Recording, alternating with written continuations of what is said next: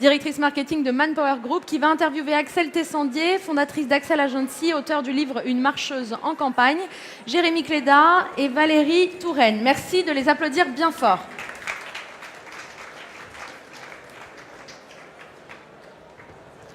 Alors effectivement, dans une économie de services et de connaissances comme nous connaissons actuellement, la vraie valeur d'une entreprise réside très clairement dans les talents qu'elle possède. C'est encore plus vrai pour une start-up qui doit se développer, particulièrement quand elle a des objectifs d'hypercroissance extrêmement ambitieux à atteindre. Et quel meilleur moyen que d'essayer d'arriver à attirer des candidats les plus talentueux possibles. On peut se poser la question aussi de qu'est-ce que le bon profil pour une start-up, comment les recruter, comment les sélectionner, comment les attirer, comment les fidéliser, comment faire en sorte effectivement que l'aventure commune entre collaborateurs et entreprises se passe le mieux possible. Donc c'est le vaste débat effectivement du casse-tête de la Dream Team. On va pouvoir en débattre pendant une petite demi-heure. Et pour cela, pour en débattre, j'ai le grand plaisir d'accueillir, alors au tout début évidemment Axelle Tessandier.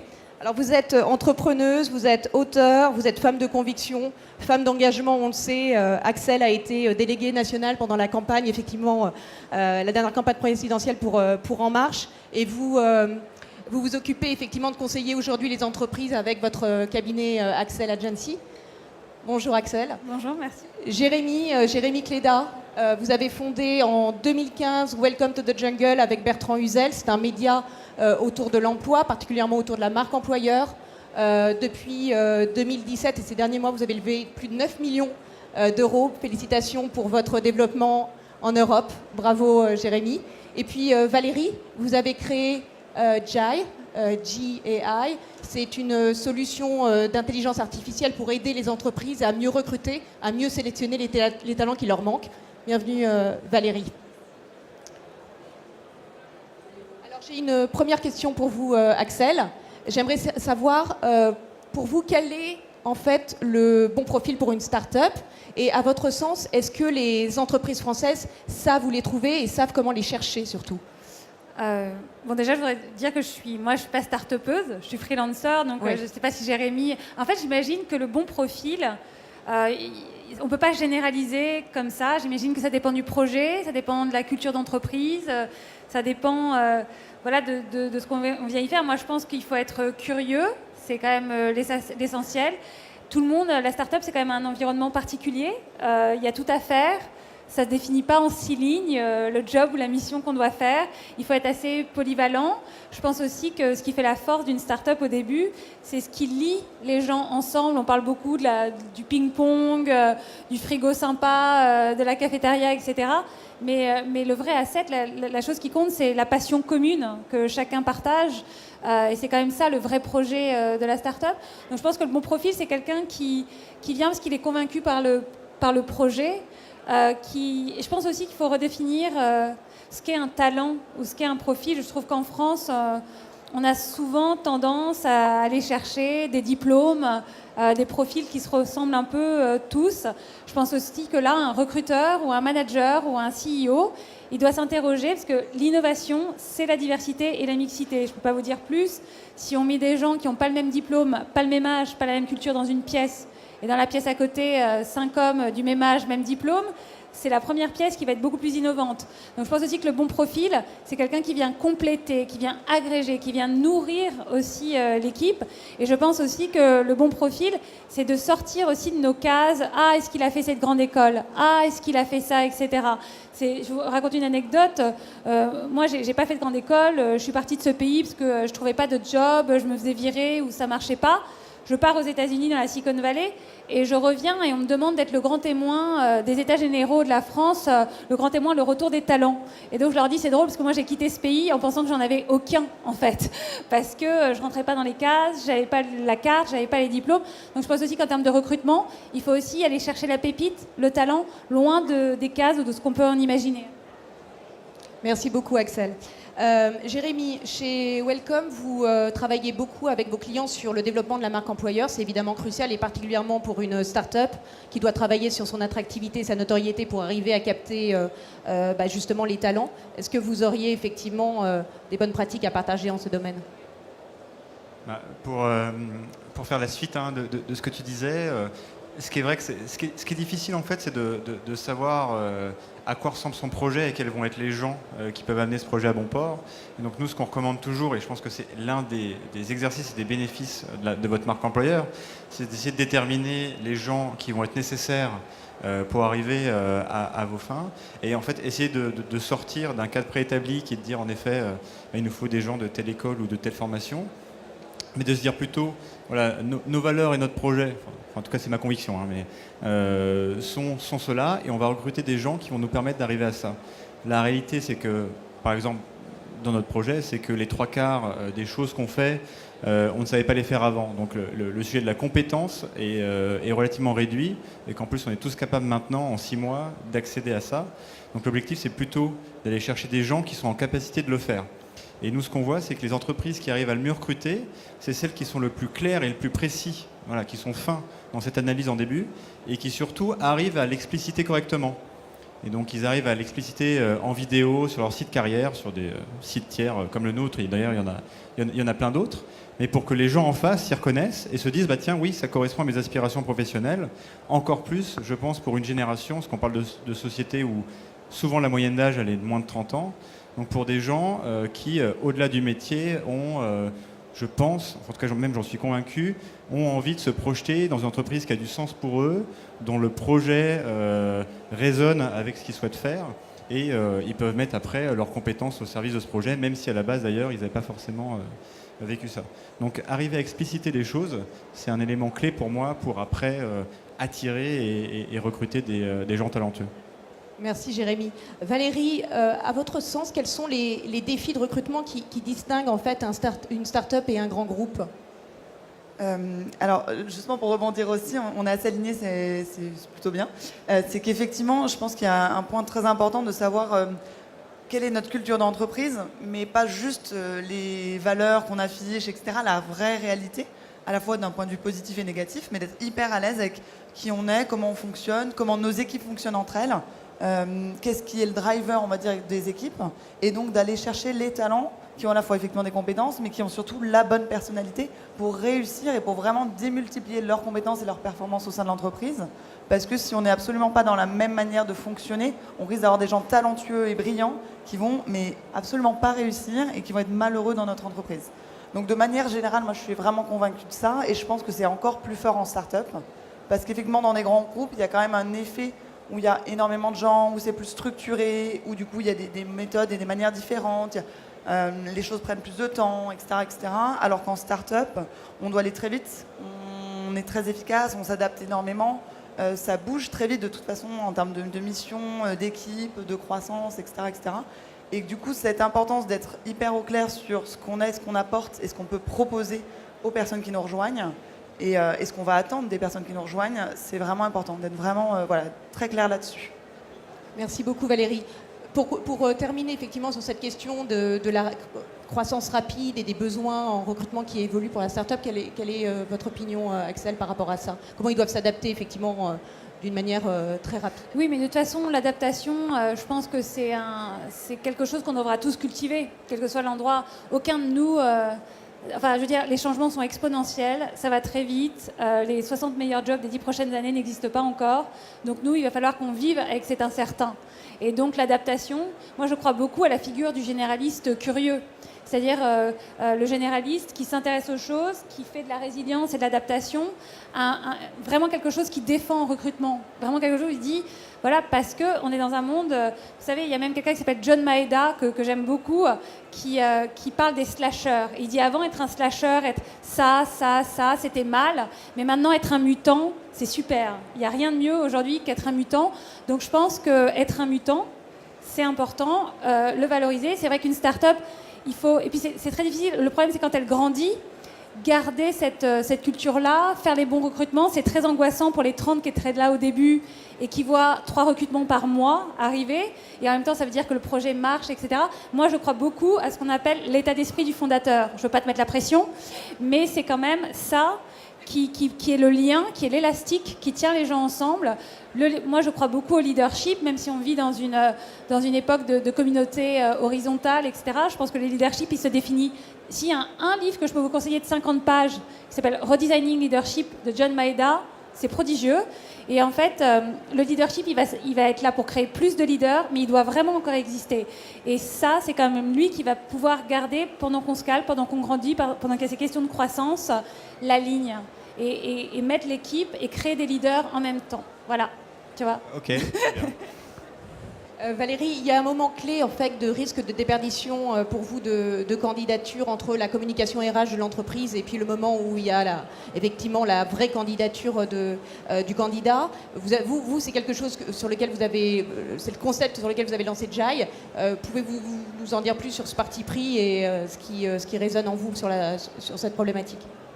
Oui, effectivement, nous, on a lancé donc une solution de chatbot pour le recrutement, qui est donc à destination des entreprises pour très simplement créer et déployer un chatbot à leur image et à la fois répondre aux questions des candidats quand ils arrivent sur les sites carrières, les réseaux, etc., ils veulent en savoir plus sur l'entreprise, mais surtout ensuite voir les offres, candidater et faire la première étape de préqualification pour faire gagner du temps au recrutement et que les recruteurs puissent vraiment prendre le temps avec les candidats qui les intéressent, qui matchent leurs besoins et donc voilà, avancer après dans le process.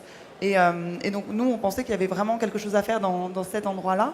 Il y a des très beaux projets comme Welcome to the Jungle et une manière globale sur comment mieux communiquer, comment être plus visible.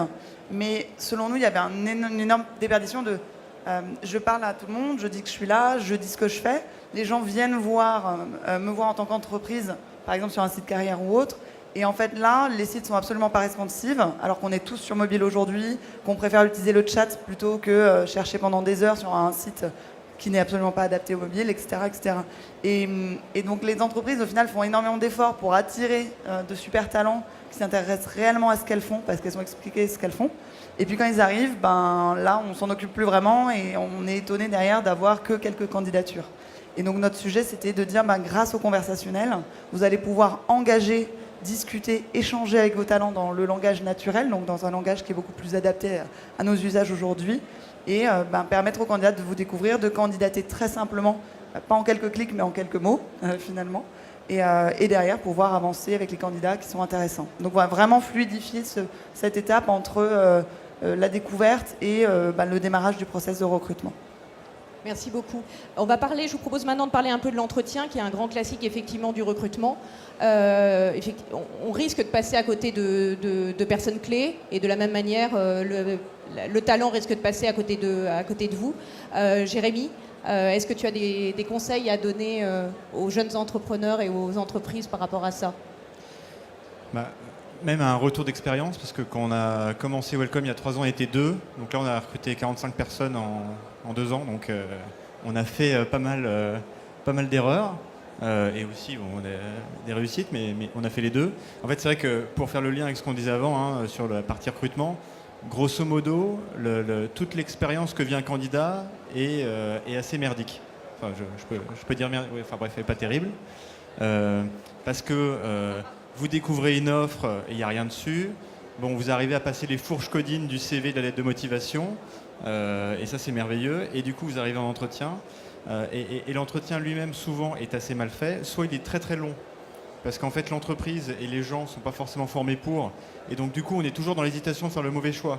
Et donc, en fait, pour compenser, on se fait des rounds et des rounds, alors que c'est démontré qu'au-dessus de 3 niveaux d'entretien, l'efficacité, en fait, est nulle. D'ailleurs, il y a plein de boîtes qui ont arrêté d'en faire 7 ou 8 parce que ça ne sert à rien. Et nous, ce qu'on voit, c'est que la plupart du temps, c'est pas efficace parce que le recrutement, c'est toujours quelque chose qu'on vit de manière réactive.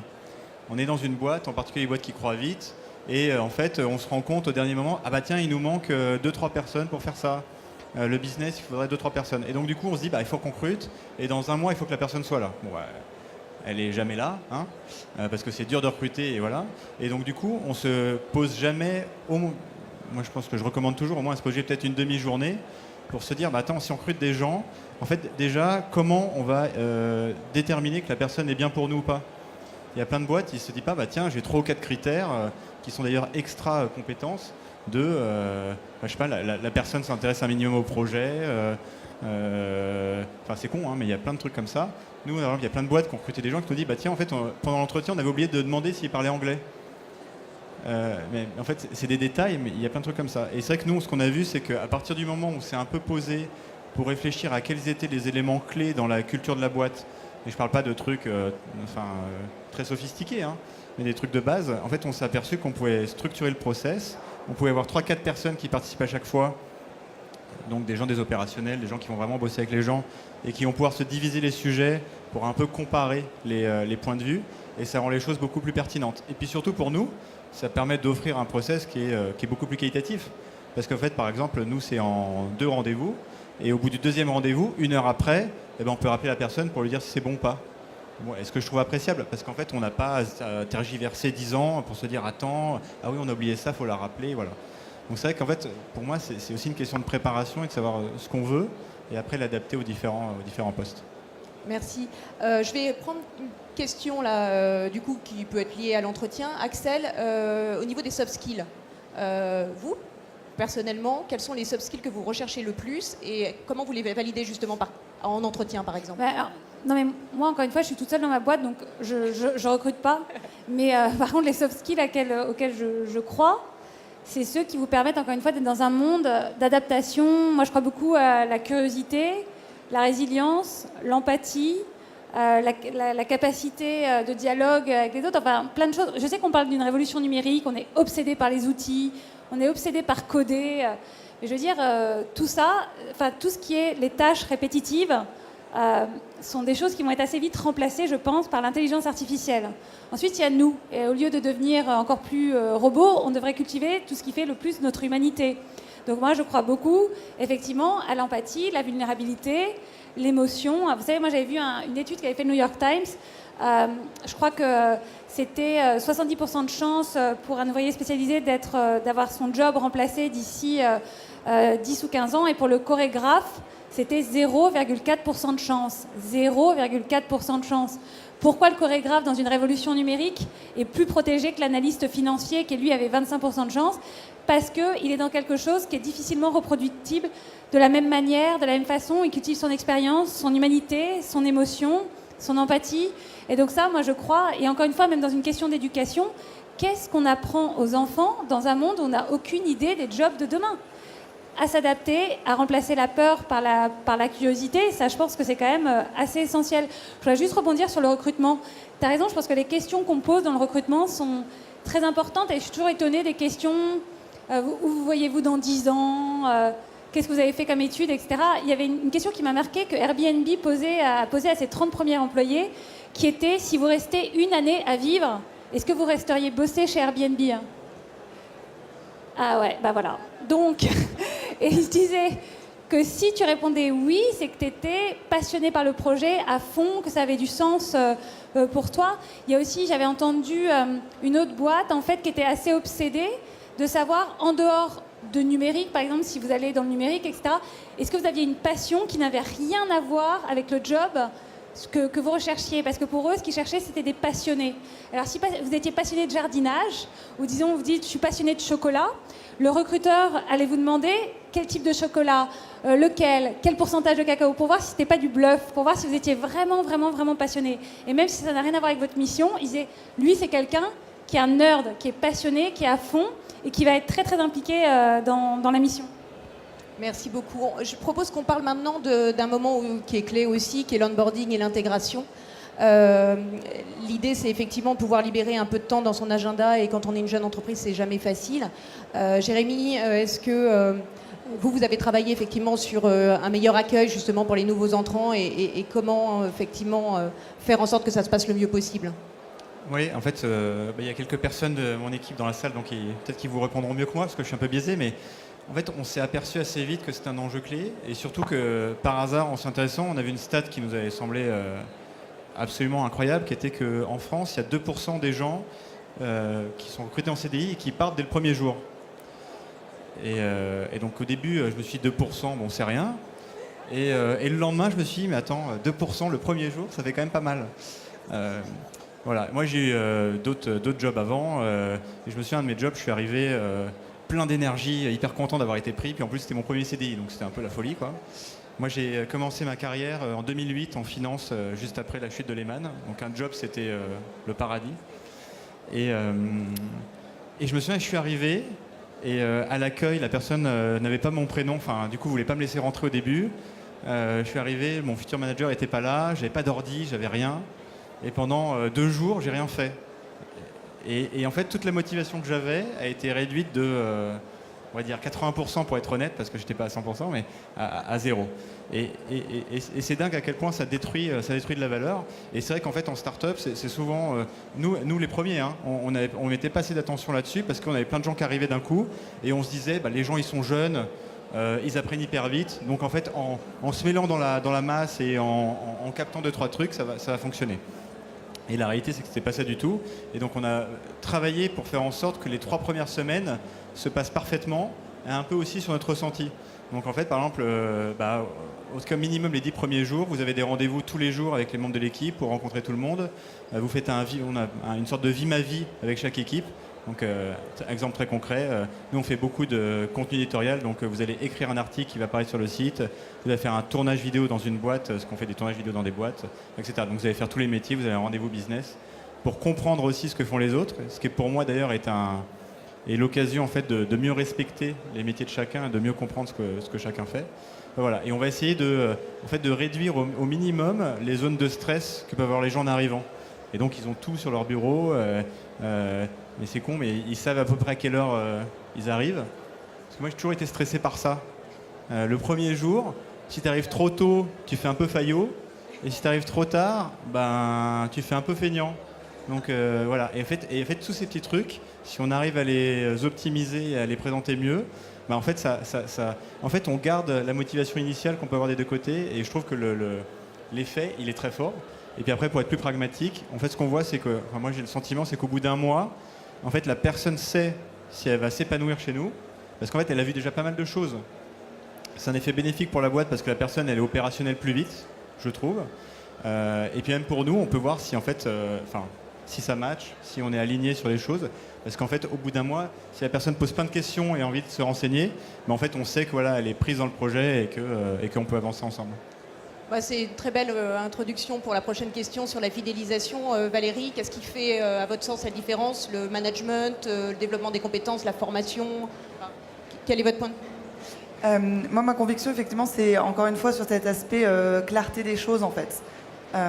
Après, c'est aussi vraiment une valeur personnelle, c'est-à-dire que demain, les gens avec qui je travaillerai doivent pas forcément avoir cette vision de on se dit les choses quand ça va pas, on en parle et on trouve des solutions ensemble. Et je ne sais pas travailler avec des gens dont c'est pas le cas. Je m'en suis rendu compte dans mes expériences précédentes où je devais manager des gens où c'était pas forcément le cas, et ça se passait mal très concrètement parce que je savais pas gérer ça en fait. Je ne sais pas gérer des gens qui viennent pas me parler quand ils ont un besoin. Et du coup, c'est forcément une conviction qui est assez forte sur ce point-là.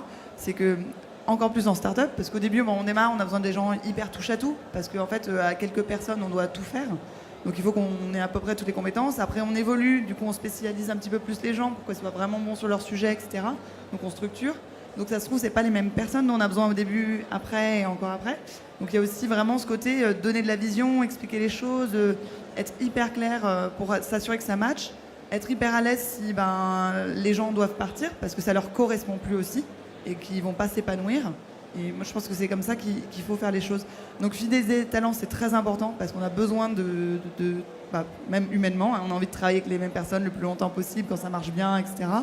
Mais ça me semble aussi, aujourd'hui, dans notre société actuelle, on ne va pas travailler 40 ou 50 ans dans la même boîte.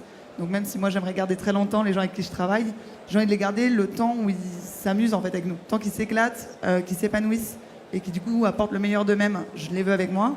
Et à partir du moment où c'est plus pour eux, c'est parfait et on va se le dire. Et je serais ravie de leur dire au revoir et très bonne continuation. Mais dans un point de vue hyper positif parce que on passe beaucoup de temps au travail, donc il faut qu'on aime ce qu'on est en train de faire tous les jours. Donc voilà. C'est vraiment ce côté épanouissement qui me semble important et que chacun doit avoir et doit comprendre.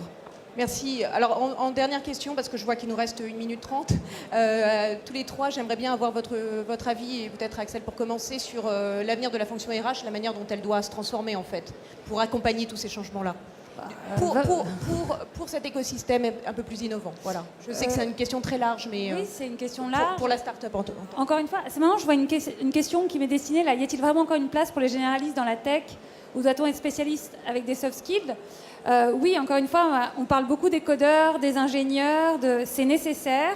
Il faut plus de femmes ingénieurs, plus de femmes codeurs, j'en suis certaine.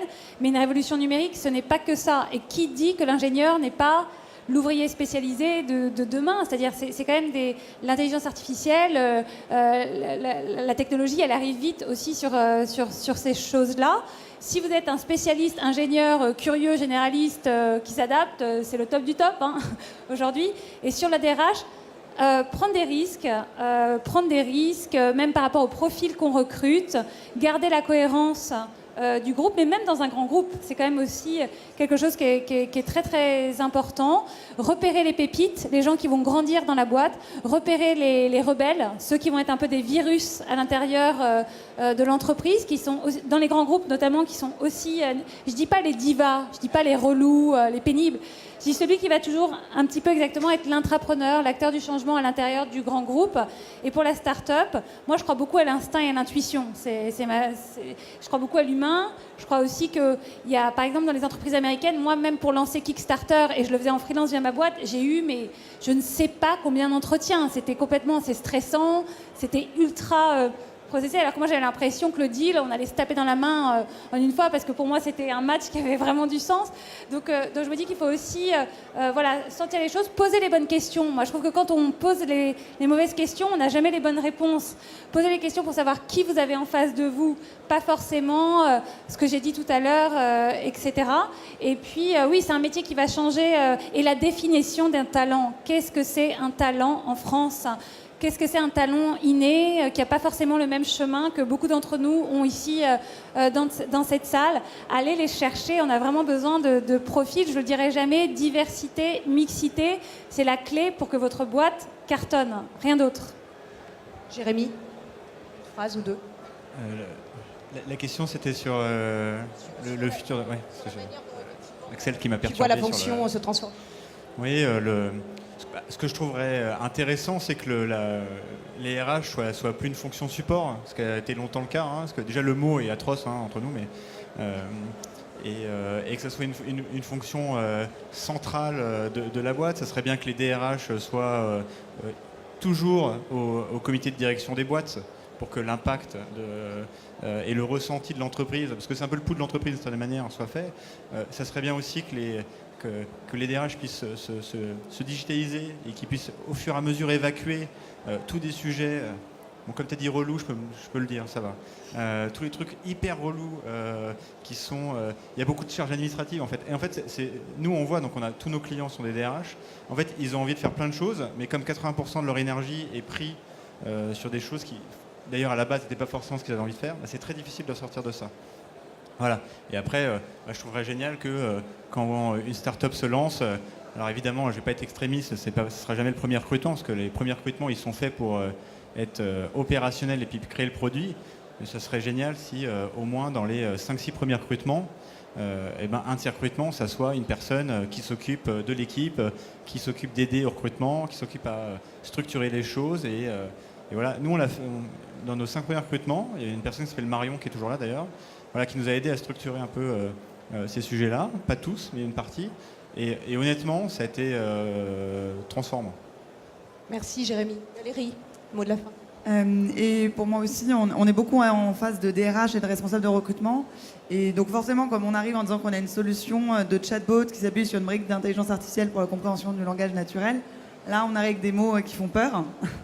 Et du coup, le message que je porte toujours, c'est de dire non, on ne va pas tuer les métiers du recrutement et des RH, absolument pas. C'est ce que tu disais tout à l'heure, Axel. En fait, au contraire, pour moi, l'évolution de la fonction RH, c'est effectivement d'être plus centrale, plus stratégique, de comprendre que l'humain, c'est justement ce qui fait une entreprise. Et qu'aujourd'hui, il y a plein d'outils et de solutions et de technologies qui arrivent et qui sont hyper positives pour les RH, parce qu'elles vont les aider, les assister, les accompagner et leur permettre d'évoluer sur des sujets à plus forte valeur ajoutée, qui sont comment on définit notre expérience candidat, comment on s'assure qu'à partir du moment où ils nous rencontrent jusqu'à l'onboarding, on a une expérience qui est vraiment au top et qui nous correspond, que quand il arrive, on a un bon onboarding et une bonne expérience collaborateur, comment on accompagne et on fidélise nos talents, vraiment sur des sujets qui sont bien plus au niveau, je dirais, plus profond, et s'appuyer sur la technologie pour se décharger des tâches effectivement plus répétitives et moins intéressantes, à mon sens, pour les humains. Merci beaucoup Valérie. Je crois qu'on a terminé. Merci beaucoup à tous. Merci.